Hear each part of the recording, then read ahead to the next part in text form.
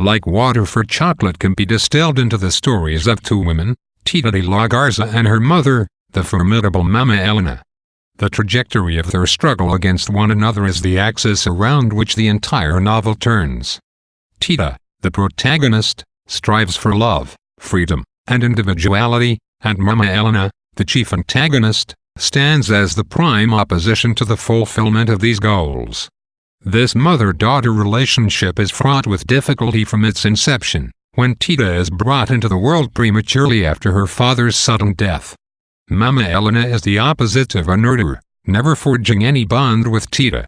Tita develops a relationship with food that gives her the power to nurture and give outlet to her emotions. As with most literary pairings, Tita and Mama Elena share a central characteristic that defines both their individual struggles and their conflict with each other. The revelation that Mama Elena herself suffered the pangs of lost love is an important thematic complement to Tita's deprivation. The reaction of each woman to her predicament helps delineate their differing characters. Whereas Mama Elena lets the loss of love turn her into a sinister and domineering mother, Tita, while obeying her mother's command outwardly, engages in a lifelong struggle for love, which she eventually wins through the strength of spirit. The structuring of Like Water for Chocolate as a novel in monthly installments with recipes, romances, and home remedies, as it is subtitled, establishes the filter through which the reader will experience the world of the novel. Like Tita, whose knowledge of life is based on the kitchen, the reader must explore the work through the role and power of food, guided by the recipes that begin each chapter. The division of the novel into monthly installments conjures up the image of serial narratives published in periodicals, often women's magazines. This organization, along with the matter-of-fact weaving of recipes and remedies into the fabric of the narrative, underscores the fact that the novel offers substantial opportunities for feminist analysis. In addition to serving as a central organizing principle, food is often a direct cause of physical and emotional unrest, and serves as a medium through which emotions can be transmitted. Tita prepares most of the food in the novel, and she uses food to express her emotions because her lowly cultural status affords her no other opportunity to do so. The vomiting and moroseness at Rosaro's wedding results from the guests eating the cake that bears Tita's tears. Likewise, the sexual frenzy that compels Gertrudis to leave the ranch is occasioned by the transmission of Tita's passion for Pedro into the dish she prepares for dinner. These incidents suggest a simultaneous commodification and uncontrollability of emotion.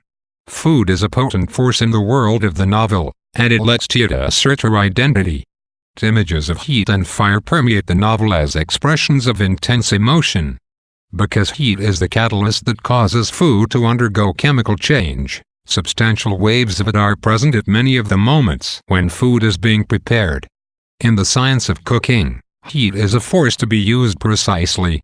The novel's title phrase, Like Water for Chocolate, refers to the fact that water must be brought to the brink of boiling several times before it is ready to be used in the making of hot chocolate.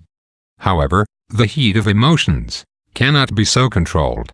Heat is a symbol for desire and physical love throughout the text. In Gertrudis' flight from the ranch, Pedro's lustful gazing at Tita in the shower, and the post-coital death of Pedro, among many other instances.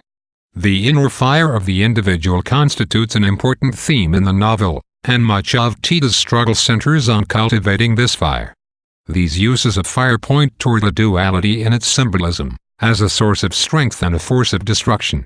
The coupling of death and desire that occurs when the love between Tita and Pedro is freed epitomizes this duality.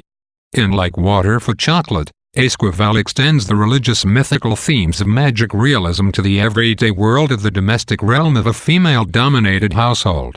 Though not a story of the battles, great figures, and moral challenges generally associated with the epic form, Esquivel elevates the story of women, and one woman in particular, to such proportions.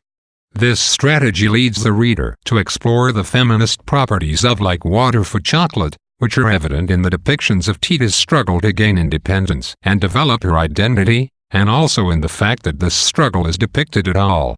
In creating this female-centered cast of characters, Esquivel imagines a world in which men are physically present only occasionally, though the legacy of sexism and the confinement of women to the domestic sphere persist. Esquivel does not offer her readers the vision of a utopian sisterhood, but rather insight into the way women are restricted by standards of societal propriety perpetuated by other women.